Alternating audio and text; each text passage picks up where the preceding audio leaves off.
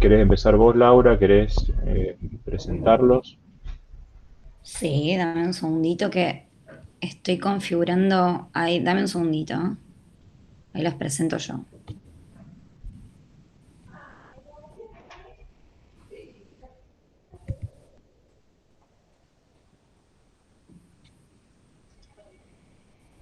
Ahí somos Federico.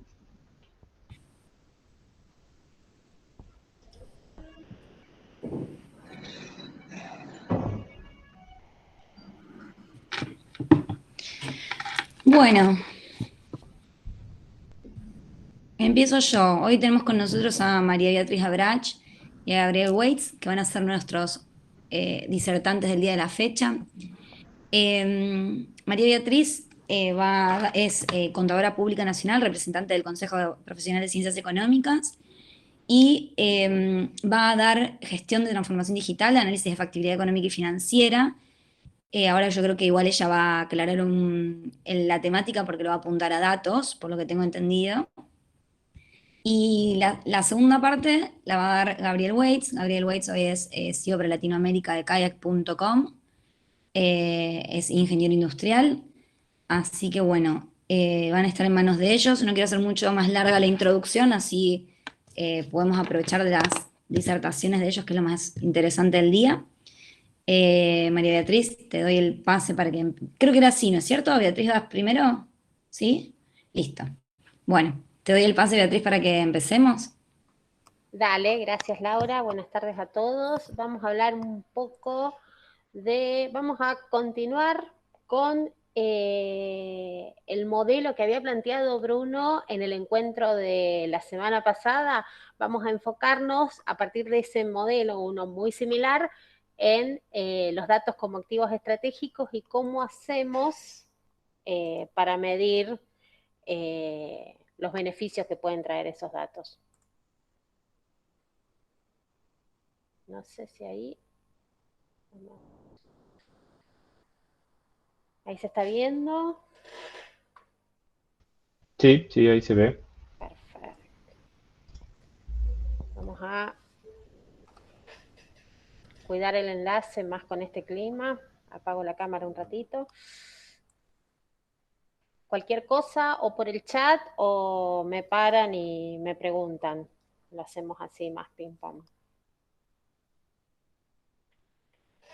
En este enfoque de los datos, cómo transformar a nivel transformación digital a los datos como activos estratégicos, vamos a partir de cuáles serían los dominios, cuáles son los grandes tópicos que habría que tratar en transformación digital, algunos conceptos que están relacionados con gestión de datos y que sí o sí tenemos que tener presentes cuando encaramos una estrategia basada en datos, que son Big Data y datos abiertos. ¿Qué herramienta podemos usar para generar valor desde los datos y cómo medimos ese beneficio?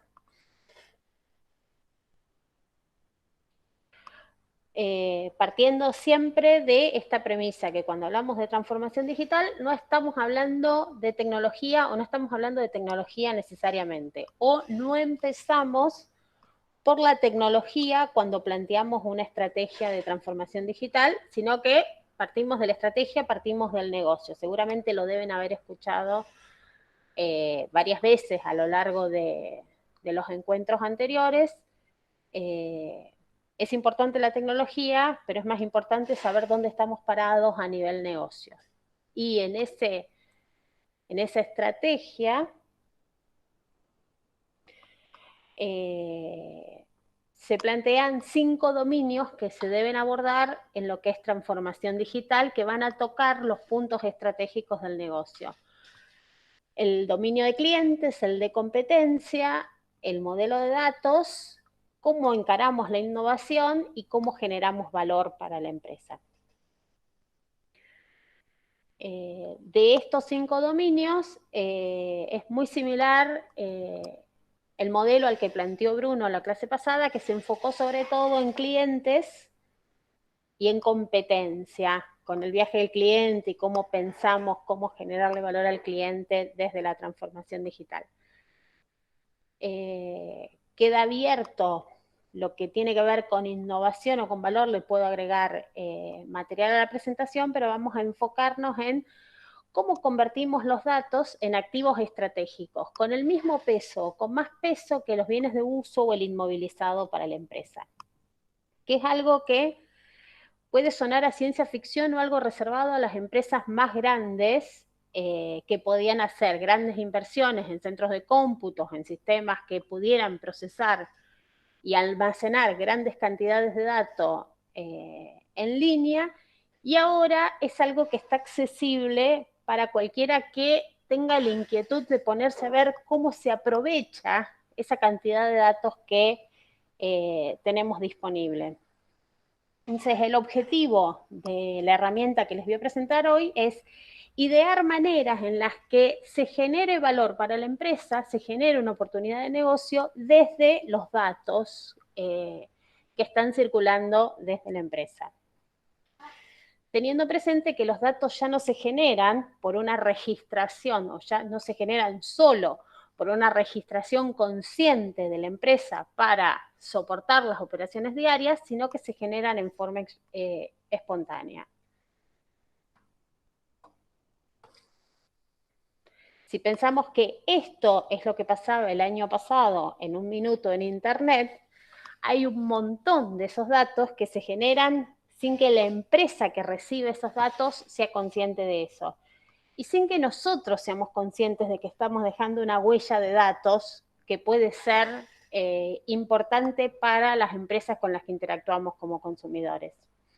El flujo de datos es continuo porque vivimos en un estado de conectividad permanente, sepamos o no. Tenemos en el bolsillo un aparato que cada 5 segundos busca señal y le dice al mundo, acá estamos.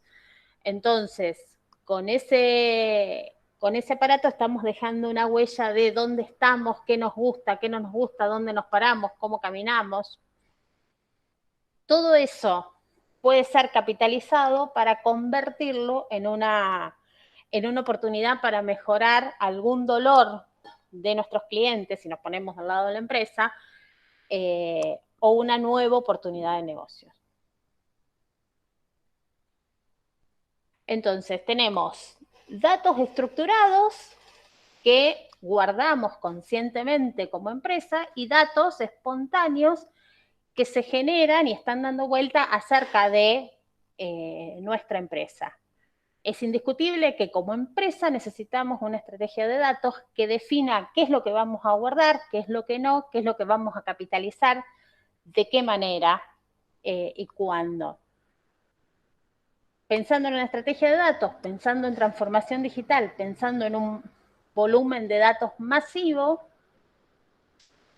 aparece el concepto de Big Data, que suena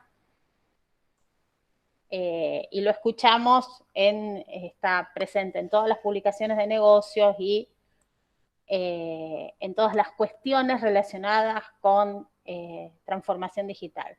¿De qué estamos hablando cuando hablamos de Big Data? Dos grandes patas, un volumen de datos masivo generado generalmente no estructurado y de forma espontánea, sin que el usuario se dé cuenta conscientemente que está dejando datos, y una posibilidad de aprovechar ese volumen de datos en una oportunidad de negocio que permita una oportunidad de negocio a partir de el uso de las herramientas estadísticas tradicionales, el conocimiento del negocio que sí o sí tiene que estar presente, y el análisis de los datos a partir de un profesional que entienda de eso. Cuando caracterizamos, o se trata de caracterizar todo lo que tiene que ver con proyectos de Big Data, aparecen 5 características, las 5 con B corta. La primera es volumen, son datos masivos, muchos, inimaginables. Lo que veíamos un minuto en Internet, todos esos datos con la posibilidad de procesarlos en tiempo real, capitalizando todo ese volumen de datos para tratar de generar una oportunidad de negocio. La otra es velocidad. se están generando, es un flujo continuo, masivo y constante de datos que está creciendo y que tiene que poder procesarse en tiempo real porque quedan desactualizados enseguida. Otra característica, variedad. Son datos diversos, con distintas fuentes de distinto origen, pueden venir completos, con distinto formato. Datos estructurados que se generan en las bases de datos de la empresa y los datos más jugosos, los no estructurados. Un comentario en redes sociales, un intercambio de mails con un cliente que se está quejando, una vista de un video en YouTube, un like que se va dejando en videos que publicó la empresa en alguna de las redes sociales que gestiona. Y el desafío es, en esa variedad, cómo los combino para que me digan algo de los clientes que me permita solucionarle un punto de dolor, mejorarles en algo. Otra característica, veracidad. El gran desafío, el reto en los proyectos de Big Data. ¿Cómo hacemos para que todo ese volumen sea de datos consistentes, de datos íntegros, de datos que me digan algo cierto? Que no tenga datos incompletos, que no tenga datos incorrectos, que puedan ser comparables y que generen un valor para el negocio. La característica fundamental cuando hablamos de Big Data es que son datos, la mayoría de los datos van a ser no estructurados. Entonces, el gran desafío es cómo hago para transformarlos, o para compararlos con los datos estructurados y hacer preguntas que me digan algo a nivel negocio, a nivel estrategia, que me respondan alguna cuestión o me descubran algún patrón a nivel negocio. Pensando en estrategia de datos, otro gran conjunto de datos que no podemos dejar de aprovechar para comparar los datos de la empresa, la gestión de la empresa con el afuera, con los mejores, son los datasets, los conjuntos de datos abiertos, que son conjuntos de datos puestos a disposición o por entidades privadas que manejan gran cantidad de datos o por el sector público, mayoritariamente por el sector público, después de haber pasado un proceso de anonimación y de transformación, como para que no se pueda identificar quién es cada una de las líneas de los datos, orientados a generar transparencia, sobre todo en la rendición de cuentas públicas. Pero, como están todos los datos que recopila el sector público, hay también datos de mi actividad que puedo comparar para ver qué tan posicionado estoy respecto de todas las empresas del sector en la región. Los conjuntos de datos, los datasets de datos abiertos, los pueden encontrar en las páginas de Ministerio de Producción a nivel nacional, a nivel provincial y a nivel municipal. No sé qué tan actualizados. Entre el de la provincia, en la provincia se habían generado en el 2020, de la MUNI creo que había datos de hasta el 2018 seguro, y a nivel nacional sí están con hasta el presupuesto 2020. Y también hay sectores privados. El BBVA tiene un informe semanal de patrones de consumo que, si mi empresa está orientada a consumidor final, puede servirme para comparar cómo viene la evolución de consumo respecto de cómo viene mi evolución de ventas. La idea es usarlos para generar información que me permita comparar con el exterior y no quedarme de puertas adentro. Si voy muy rápido, paran, por favor, porque yo arranco y ya mis alumnos los mareo con la velocidad. ¿Qué etapas cuando nos metemos en un proyecto que tiene que ver con estrategia de datos, con aprovechar los datos, vamos a seguir una serie de pasos desde que el dato se genera hasta que lo transformo en una oportunidad de negocio resuelta. Está la generación del dato, que puede ser consciente o inconsciente a través de sensores de Internet de las Cosas o de interacciones en redes sociales o en el mundo digital, la captación de ese dato dentro de la empresa, obtener el dato desde que se genera, tratando de concentrarnos en buscar los datos que necesitamos para responder preguntas concretas del negocio. Primero veo qué es lo que quiero contestar, qué dolor tengo, qué quiero generar nuevo, y después busco fuentes posibles del dato desde donde tengo que captarlo. Va a haber una instancia de tratamiento donde necesariamente tengo que traer los datos a base de datos, servidores, espacios de almacenamiento dentro de la empresa, porque si baso toda mi estrategia de datos en análisis de estadística de la fanpage en Facebook y Facebook cambia los términos y condiciones del servicio y decide no darme más acceso a eso, me quedé sin los datos y sin la estrategia. Entonces, capto al cliente en redes sociales, lo voy a buscar a donde está, genero audiencia, construyo relaciones, pero en algún momento lo traigo a casa, a mis bases de datos, a mi página web, a donde yo manejo los términos y condiciones. Y ese tratamiento de datos va a estar orientado a tratar de satisfacer un dolor del negocio para, a partir de esos datos, hacer una propuesta de valor superadora, mejores tiempos de servicio, plataformas orientadas al cliente, una página donde el cliente se sienta cómodo y llegue a concretar el negocio, o una personalización de la oferta a través de el conocimiento que tenemos del cliente, llevándolo a tratar de hacer un producto a medida para él. En este tipo de proyectos siempre nos apoyamos en 3 patas. La pata legal es crítica, fundamental, desde el primer momento, porque cuando estamos trabajando con datos que son de terceros, tenemos que estar seguros que lo que estamos haciendo se va a poder usar después, no está avanzando sobre leyes que protegen los datos personales. Algo de eso habló Laura la semana pasada también.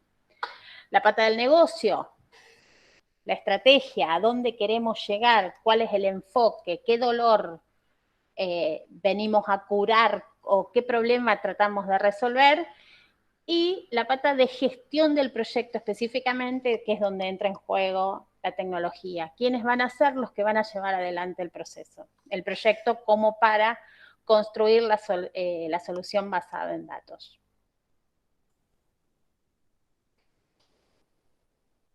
Para tratar de generar todas las ideas posibles que permitan una estrategia basada en datos, el modelo que estoy presentando, que es el del profesor David Rogers, en el libro de la transformación digital, es el generador de valor de datos, que plantea una herramienta en 5 pasos.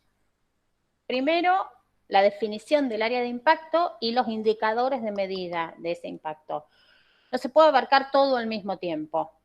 Entonces, lo primero que tenemos que ver es cuál es el área que queremos mejorar, cuál es la unidad de negocio, cuál es la línea de producto, cuál es el canal de venta, en dónde vamos a hacer el foco. Y de qué manera vamos a hacer ese foco y cómo vamos a medir esa área de impacto. ¿Cuáles van a ser los indicadores de medición que nos dicen que vamos por buen o mal camino? Siempre es importante, fundamental, limitar el alcance. Empecemos de poco, empecemos en un área y definiendo qué cosa y de qué manera lo medimos. Una vez definido ese alcance, teniendo presentes cuáles van a ser los objetivos, cuáles van a ser los indicadores de medición, la segunda etapa es elegir cuáles van a ser las formas en las que vamos a tratar de aprovechar esos datos.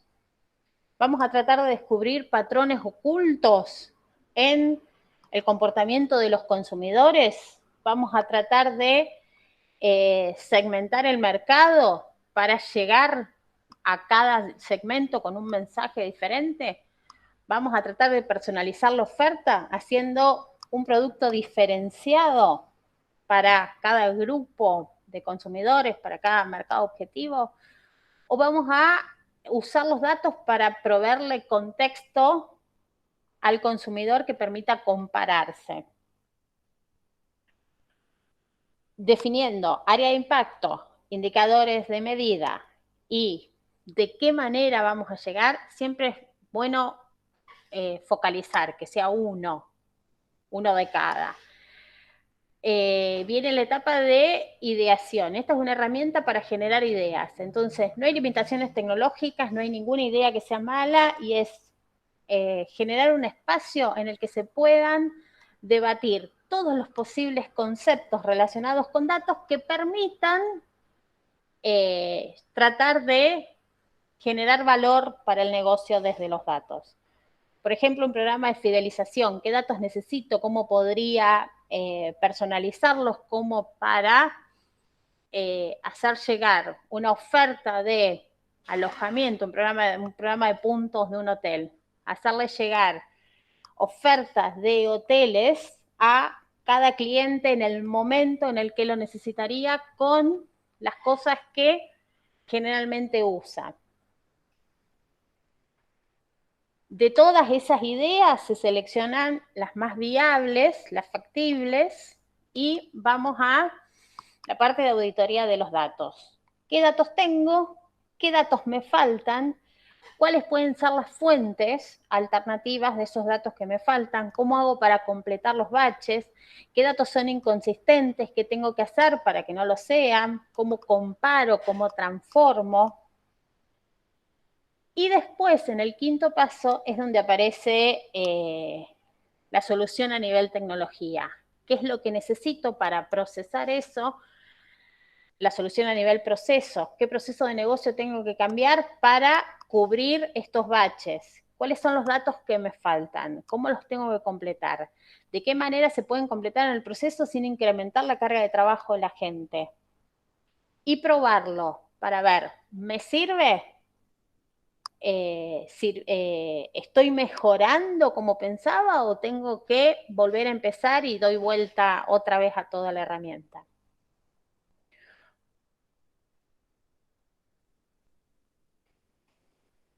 En una estrategia basada en datos, más que nunca, Peter Drucker. Lo que no se mide, no se puede administrar. Entonces, de todo esto es fundamental definir cuáles van a ser los indicadores, de qué manera puedo obtenerlo, cómo calculo el retorno de la inversión. Defino parámetros al inicio. ¿Cuáles son? ¿De qué manera? ¿Qué indicadores? Si estoy trabajando sobre una sucursal de la empresa, puedo comparar los indicadores de esa sucursal en la que estoy trabajando contra la sucursal en la que no apliqué cambios. Los indicadores de la línea de productos en la que estoy aplicando una estrategia basada en datos contra las otras o contra la misma anteriormente. Y esos parámetros de referencia, volver a medirlos en sucesivas mediciones que defino mensual, quincenal, semanal, por cuántas vueltas, para ver si realmente se obtiene una mejora a partir de esos datos o tengo que revisar todo el proceso. Y el reto está siempre en definir qué métricas uso, qué indicadores, cómo construyo los mejores indicadores para obtener una respuesta. Estos beneficios, este retorno de la inversión puede venir en incremento en los ingresos por mejoras, por estas personalizaciones, por esta segmentación que me permite llegar mejor al cliente o por ahorro de costes, por mejorar la eficiencia en todo el proceso que hace que sea más corto y más barato.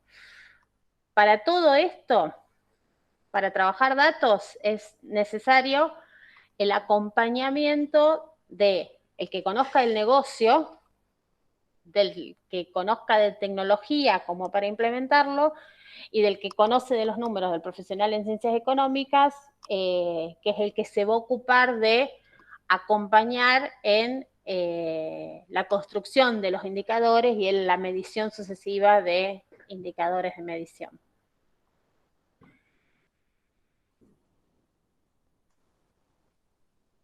Así, veloz.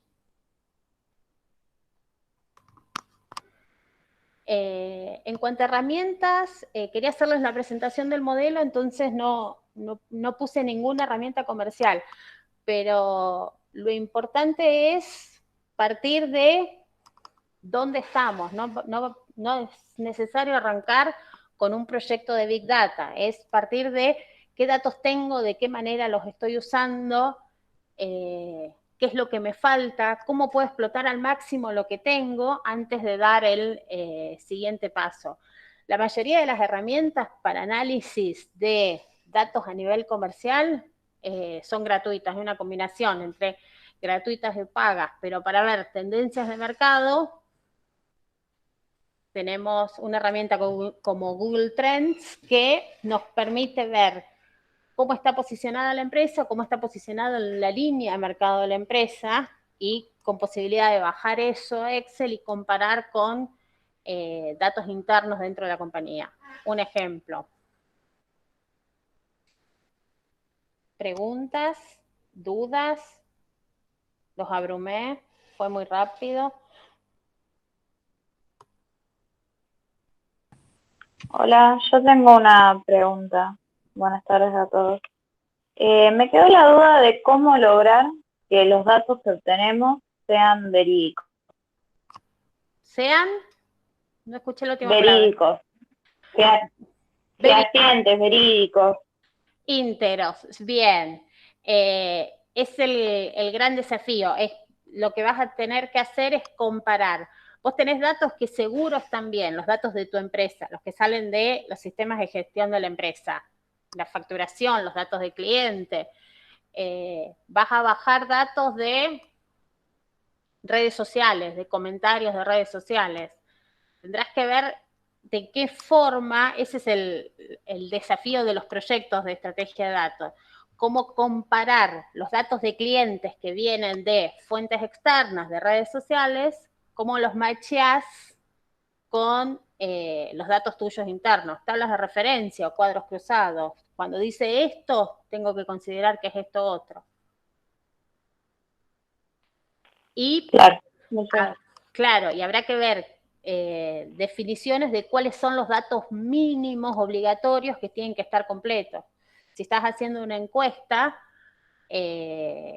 a nivel formulario Google Docs o del CRM, qué datos sí o sí son obligatorios y qué validaciones les vas a imponer para que cuando te vengan las respuestas, te venga algo que puedas usar y no algo que no te sirva.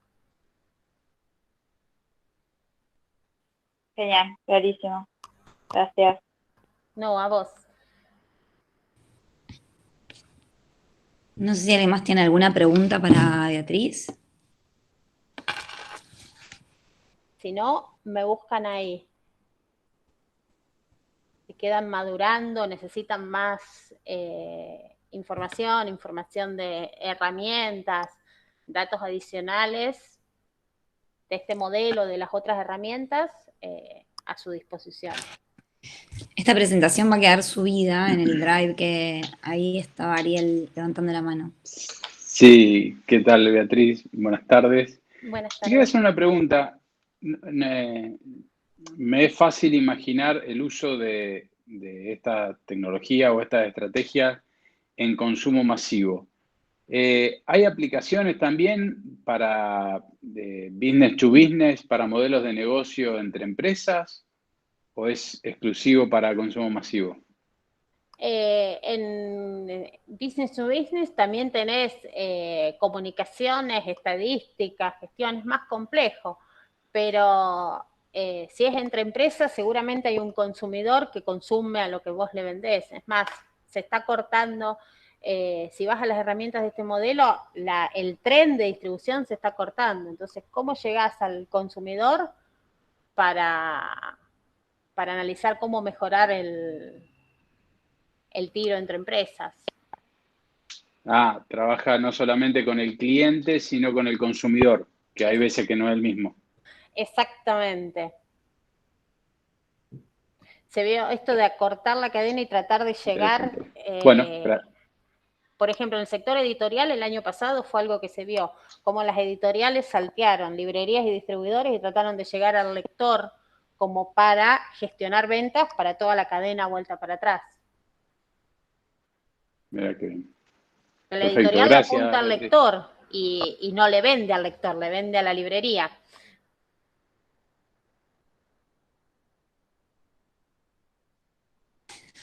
Bueno, no sé si alguien más tiene alguna consulta.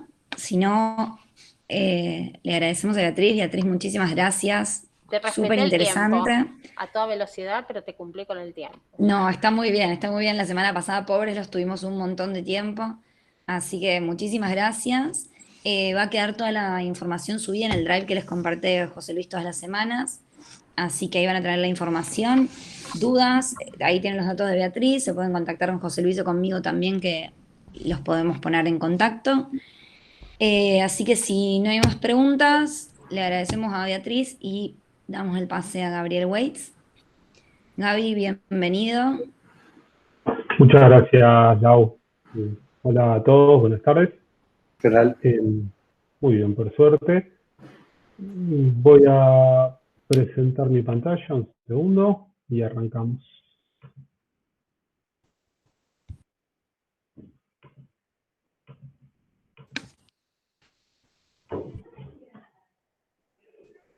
Buenísimo. ¿Me avisan si ven mi pantalla, que estoy con un solo monitor?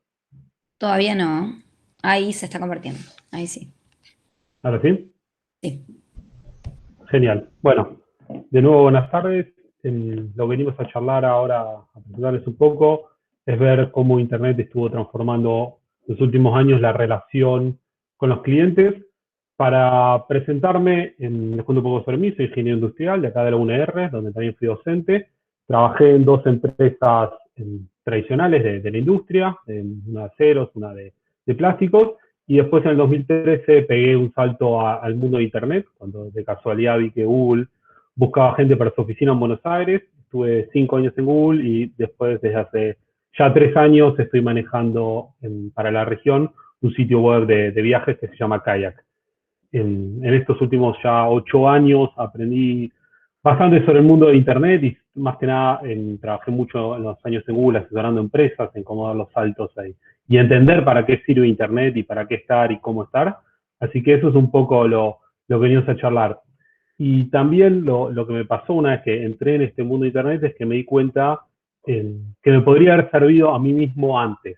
¿Por qué? Cuando yo estaba estudiando en la facultad, con un amigo, charlábamos que siempre nos quedábamos sin batería en el celular, y especialmente yo en esa época viajaba mucho a Buenos Aires con el laburo, y eso no puedo creer, siempre me quedo sin batería, y se nos ocurrió hacer unas máquinas que ponías una moneda de $1 y te cargaban la batería del celular. Y en esa época no era común andar con el cargador encima, ni mucho menos. Bueno, salió la idea, hicimos las máquinas, las pusimos en la terminal de ómnibus, pusimos otra en el shopping del siglo, y empezamos a crecer. Nuestra idea, la terminal, como pueden ver en la foto, estaba en proceso de remodelación. Entonces, en realidad, han dicho, esperen a que remodelen, pongan una si quieren para probar, pero esperen a que remodelen, a que remodelemos y después pueden poner más. Entonces, nuestra idea era, bueno, vamos a crecer, vamos a llegar a retiro.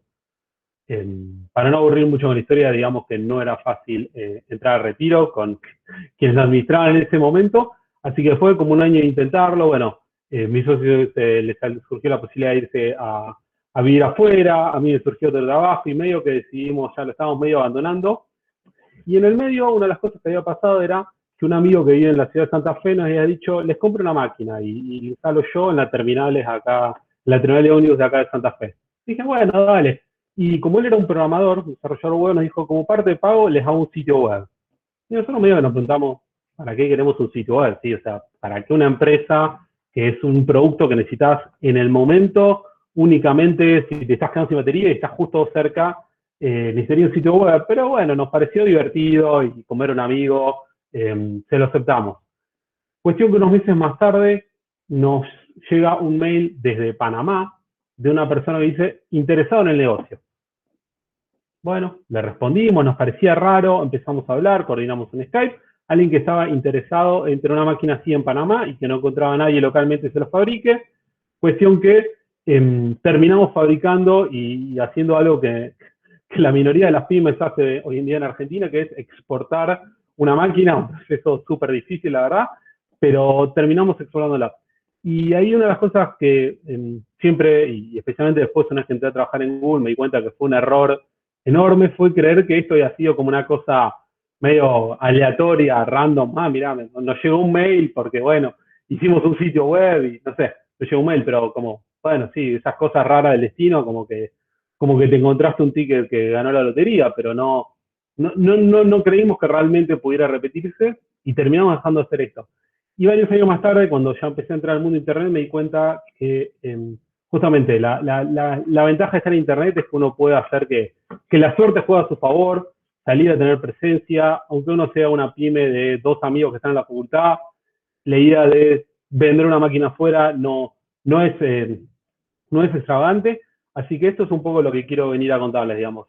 Cómo pensar Internet para nuestros negocios, para las empresas las que tenemos, y especialmente cómo buscar y hablar con nuestros clientes actuales, ¿sí? Entonces hay 5 partes de esta charla. La primera que vamos a hacer la presentación.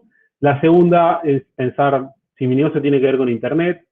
La tercera, eran temas como mucho más largos y los quise resumir a dilemas que surgen cuando pensás en Internet para tu empresa. La cuarta es preguntarnos el futuro de nuestro negocio y después un espacio para dudas y preguntas, si las hay, y nos alcanza el tiempo, ¿sí? Entonces, ya que pasamos esta presentación, la segunda es, ¿tiene que ver mi negocio, sea el que sea la empresa de cada uno, con Internet?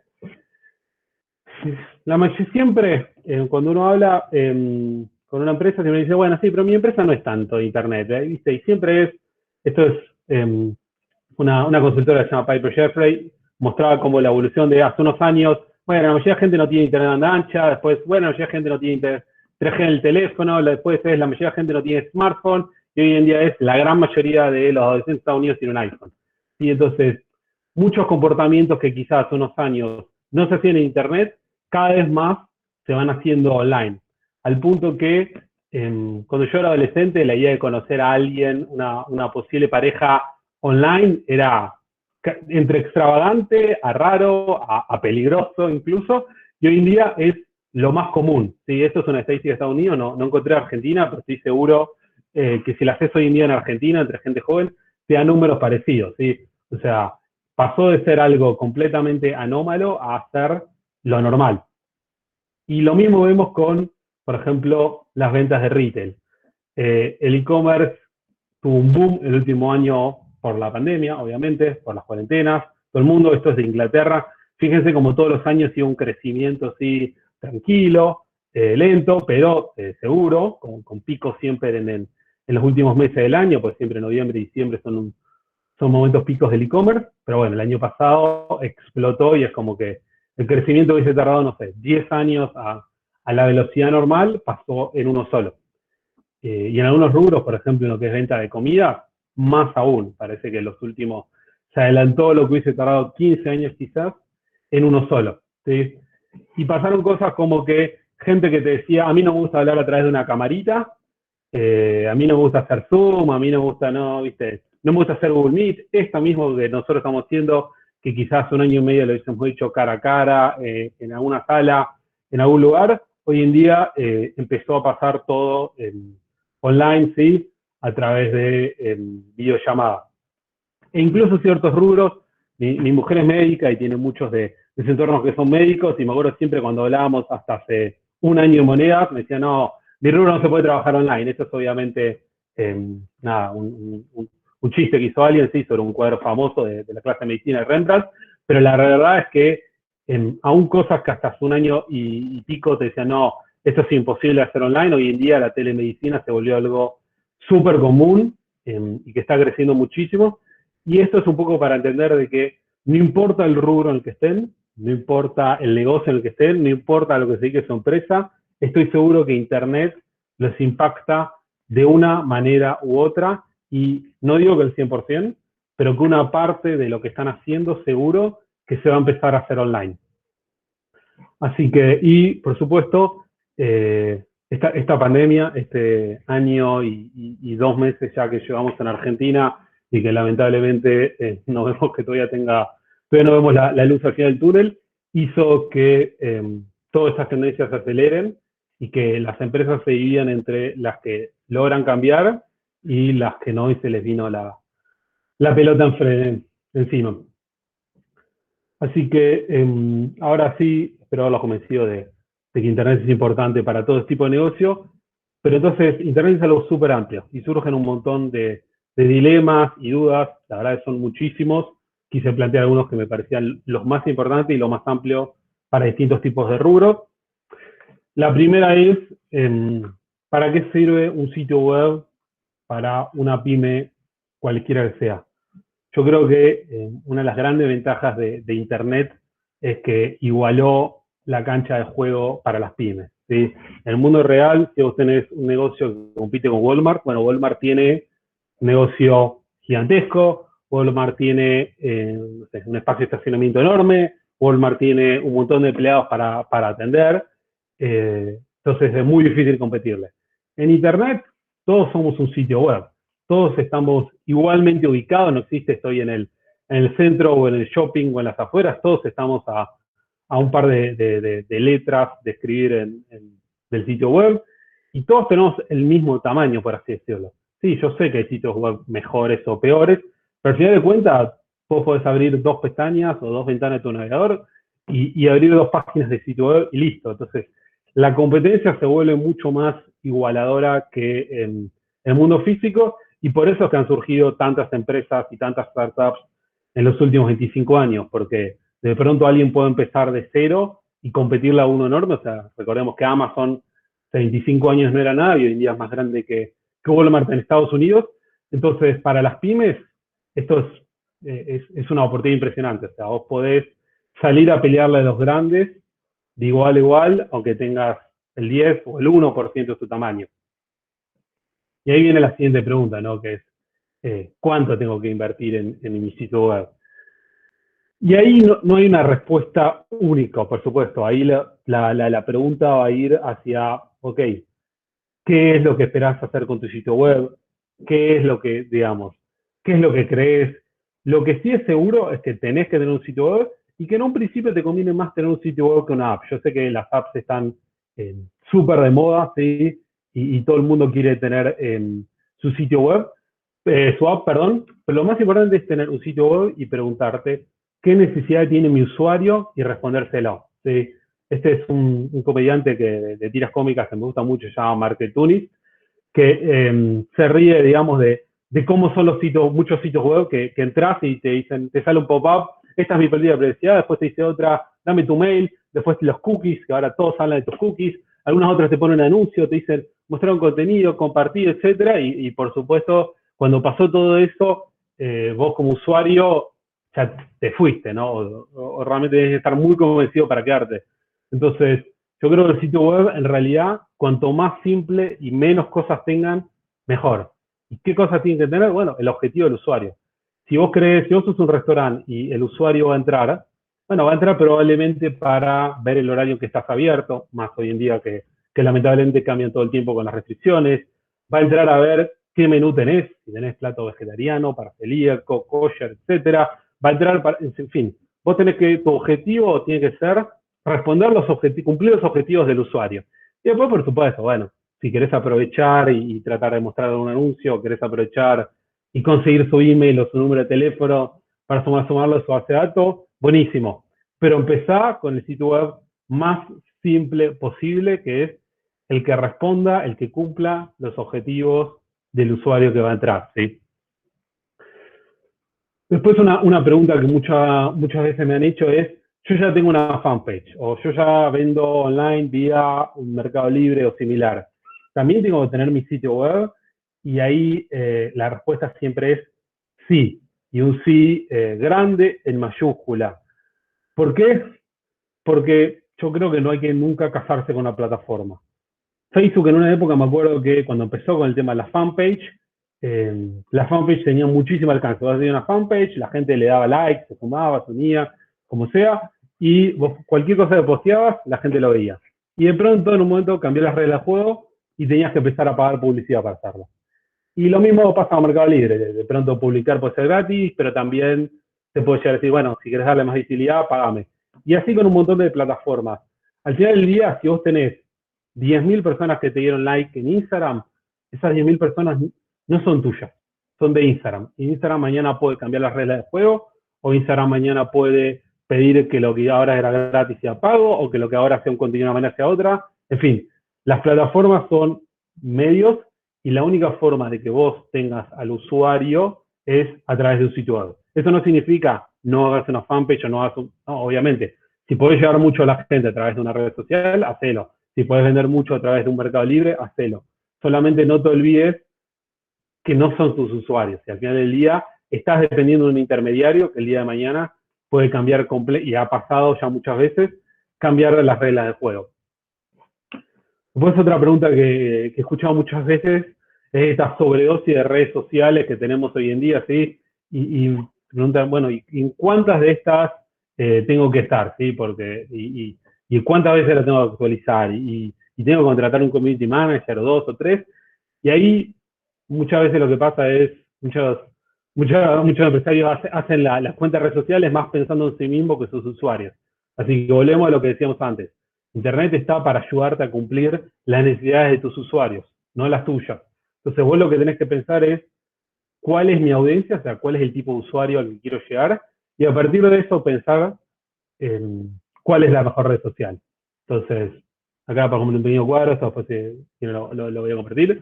Pero ahí tenés que pensar un poco cuál es la audiencia. Si vas a querer llegar a gente adolescente, no vas a llegar con Facebook, claramente, mientras que si vas a querer llegar a gente de adultos, a adultos mayores, no va a ser Snapchat, por ejemplo.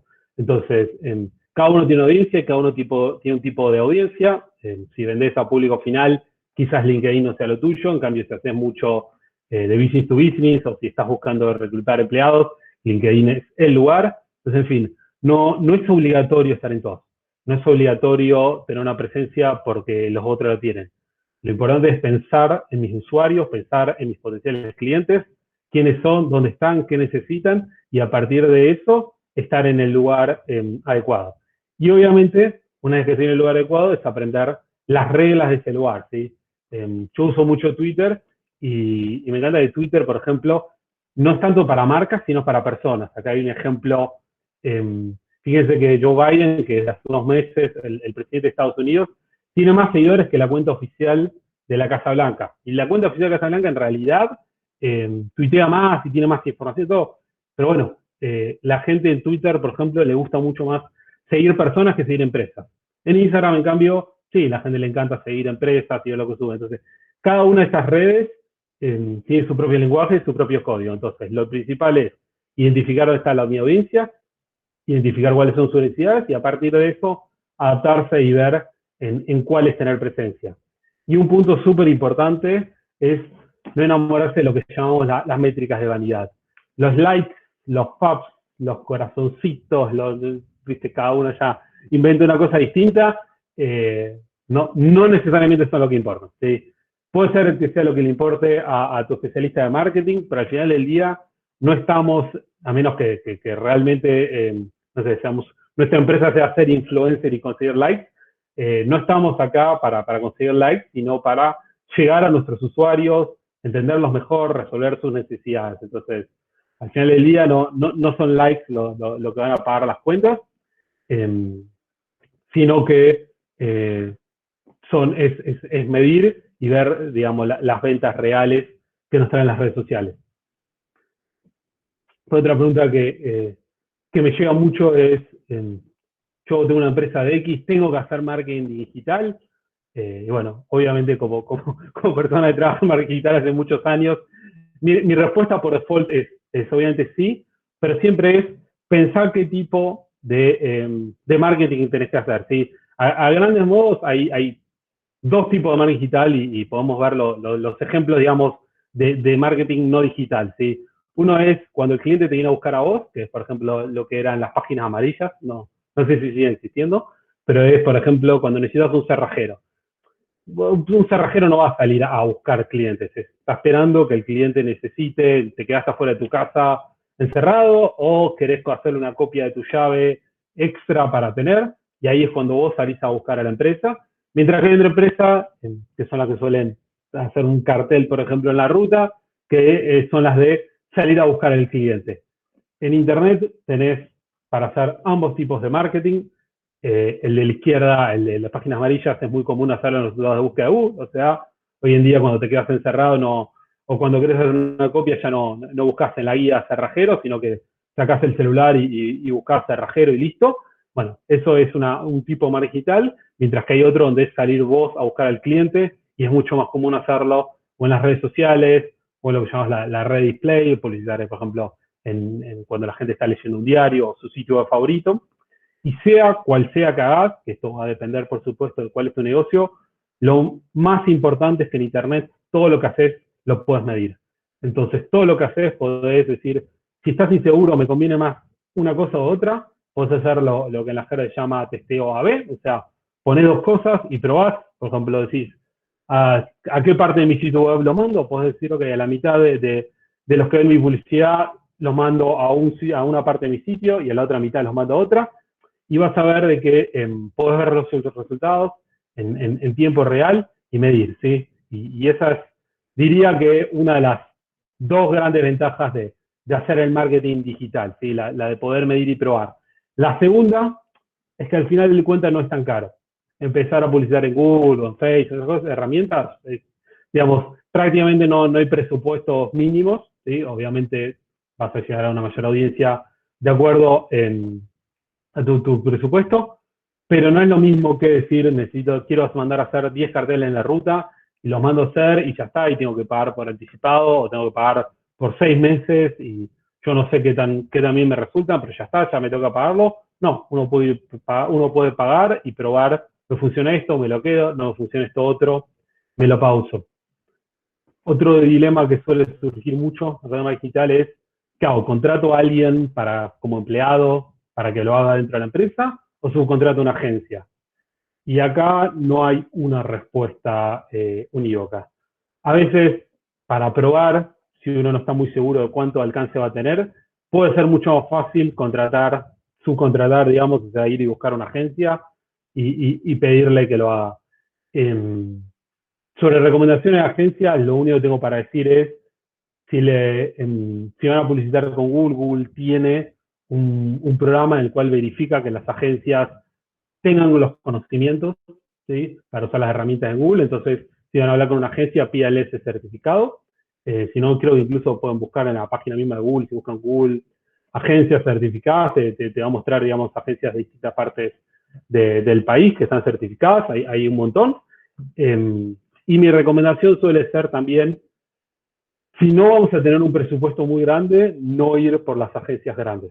Yo sé que muchas veces uno quiere tener la agencia más grande, más llamativa, con el nombre más conocido, pero si uno va a es mejor trabajar en una agencia más chica para las cuales seamos más relevantes, que ser el cliente número 80 en importancia de una agencia grande, porque lo más probable entonces es que no prueben con nosotros las cosas nuevas, no nos tengan ahí top of mind. Y si después vemos que nos funciona mucho o somos una empresa que realmente vemos que Internet va a ser súper importante para nosotros, supongamos somos una inmobiliaria, estamos viendo que la gente hoy en día está buscando a la hora de buscar para alquilar o para comprar, los primeros pasos los está haciendo online y ya no tanto levantando el teléfono, bueno, contratar a alguien y también buscar o contratar y buscar que se capacite, también hay certificaciones online que te aseguran por lo menos que la persona sabe. Después, obviamente, siempre hay que ver que la persona después tenga ganas de aplicar sus conocimientos, pero por lo menos hay formas de verificar que tanto sea una persona que yo contrato o una agencia que subcontrato, que tenga los conocimientos. Y algo que pasa mucho es, ¿qué pasa si en mi empresa no quieren innovar, ¿no? ¿Qué pasa si no quieren dar esos saltos al mundo de Internet? Y bueno, a mí siempre me da, digamos, siempre he escuchado esa frase de nosotros no estamos en Internet y nos va bien, y me acuerdo de cuando era adolescente iba a alquilar una película del Blockbuster que estaba enfrente de un amigo y en Oroño y San Juan, y bueno, sí, era una empresa enorme, de la cual queda hoy en día un Blockbuster, hay un pueblo por visto en Oregón que todavía no se enteró que llegó el siglo XXI, pero una empresa que valía miles de millones de dólares, que cotizaba en bolsa, que estaba en todo el mundo, desapareció simplemente por no querer hacer el salto a Internet. Historias que los que fundaron Netflix se la quisieron ir a vender a Blockbuster, ya no me acuerdo el precio, pero eran un par de millones de dólares, o sea, una cifra irrisoria comparada con lo que vende Netflix, y ofrecerles, mirá, somos tu pata digital. O sea, vos seguís teniendo tu Blockbuster y nosotros, digamos, compranos y trabajamos como el Blockbuster digital, y los de Blockbuster se les rieron, básicamente, y bueno, hoy en día Netflix es Netflix, y yo estoy seguro que si le preguntan a alguien de menor de edad, a un adolescente qué es Blockbuster, no sé si hay algún adolescente en la llamada, pero seguramente ni lo conoce, ¿no?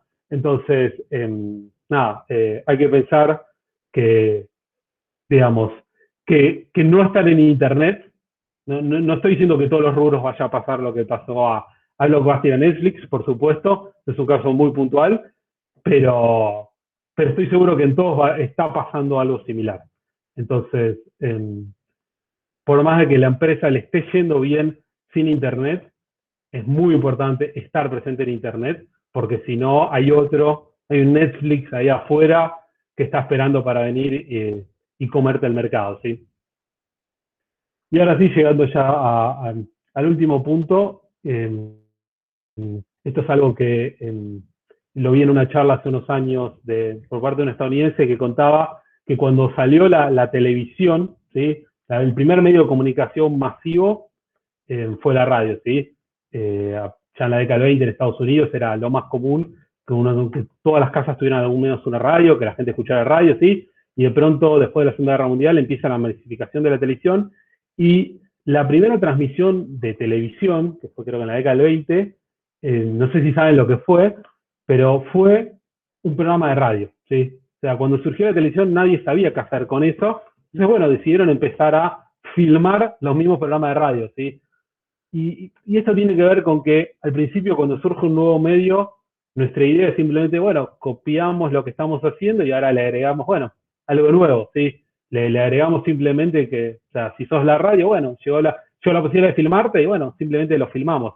Y obviamente ya sabemos que con la televisión se hicieron millones de cosas que no se podrían hecho con la radio, ¿sí? O sea, directamente series, películas, espectáculos deportivos, ¿sí? Un nuevo medio te permite no solo hacer lo mismo más lindo, te permite hacer cosas nuevas, completamente nuevas. Entonces, esto mismo está pasando con Internet. Lo primero que uno suele hacer cuando suma un negocio a Internet es lo mismo que venía haciendo offline, bueno, ahora tengo un sitio web, así como atendía antes por teléfono, ahora atiendo por mail, o lo mismo que si tenía mis horarios, digamos, o tenía no sé, una publicidad en páginas amarillas, ahora pongo lo mismo en Google. Pero un nuevo medio te permite hacer muchísimo más que lo que te permitían los medios anteriores, ¿sí? O sea, pensar en Uber o Cabify, más allá de las discusiones que están pasando hoy en día en la ciudad, eso va mucho más allá de un radiotaxi. Entonces, cualquiera sea nuestro negocio, cualquiera sea la empresa en la que trabajemos, nuestro primer instinto cuando tengamos nuestra presencia online va a ser copiar lo mismo que tenemos y, bueno, moverlo así todo. Y está bien, pero después no nos olvidemos que hay un universo gigantesco y enorme. Netflix no copió a Blockbuster, o mejor dicho, Netflix en un principio copió a Blockbuster. Netflix en Estados Unidos empezó siendo un sistema donde vos online alquilabas la película y te la mandaban a tu casa. Pero después hizo algo que fue mucho más que eso, que es el streaming, y que es lo que hoy en día usamos como Netflix todos, ¿sí? Que es la posibilidad de darle play desde la computadora, desde el celular y ver lo que queremos cuando queremos. Entonces, como mensaje final, como mensaje de cierre, quisiera decirles, Internet, no importa la empresa que tengan, el tamaño, el rubro que estén, es importantísimo. Si no lo es ahora, lo va a hacer pronto. Pronto es mucho más rápido de lo que uno cree. Lo que hace un año creíamos que faltaban 10 años, ya llegó. Y lo que ahora pensábamos quizás que faltan 10 años, capaz que está llegando el mes que viene. Tenemos que pensar cómo hacerlo, tenemos que empezar de a poco, y una vez que lo hacemos tenemos que pensar no solo en, ok, repetir lo que estamos haciendo online, sino pensar qué cosas nuevas nos permite este medio. Así que ahora sí, dejo, bueno, mi Twitter, que es mi forma de comunicación favorita, y mi mail, y me abro si queda alguna duda o pregunta.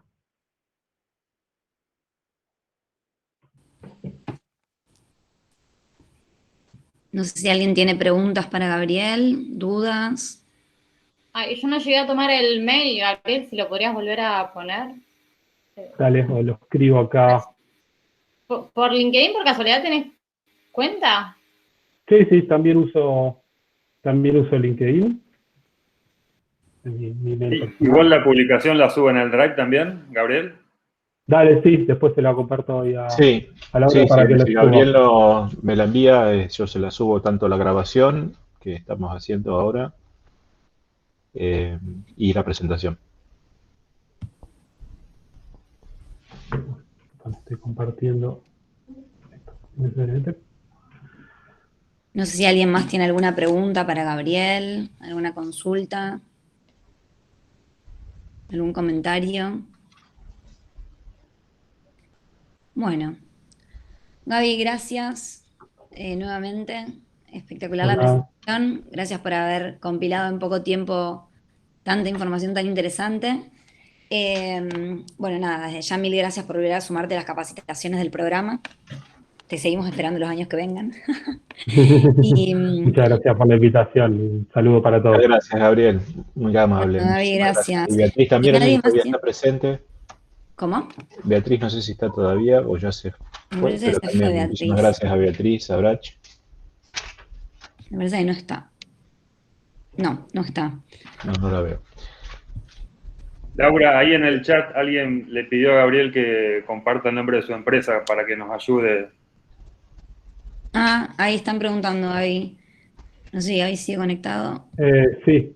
Es que el tema es que yo hoy en día trabajo específicamente en el tema de rubro de viajes. Así que ahí mi consejo es buscar agencias de marketing digital y, como les decía, mi recomendación es simplemente poder buscar la que nos sintamos más cómodos de acuerdo a nuestro tamaño, de acuerdo a nuestro presupuesto, de acuerdo a lo que querramos hacer. Y sí, vamos a publicitar en Google, siempre buscar que sea una agencia que esté certificada en Google. El programa se llama Google Partners. Además, ahora, si esperan 2 segundos, les voy a mandar ahí un link, o lo buscan como Google Partners. Y, digamos, o simplemente le preguntan a la agencia, son Google Partners, y con eso, digamos, aseguran por lo menos que tengan los conocimientos, ¿sí? Bueno, Gaby, de nuevo, muchísimas gracias. Siempre es un placer escucharte. A todo el resto, gracias por participar. Nos vamos a quedar un rato con todos los estudiantes, ahora José Luis y yo, y nos están algunos representantes de las universidades. Así que los orientamos un poco, les contamos cómo va a funcionar todo el proyecto.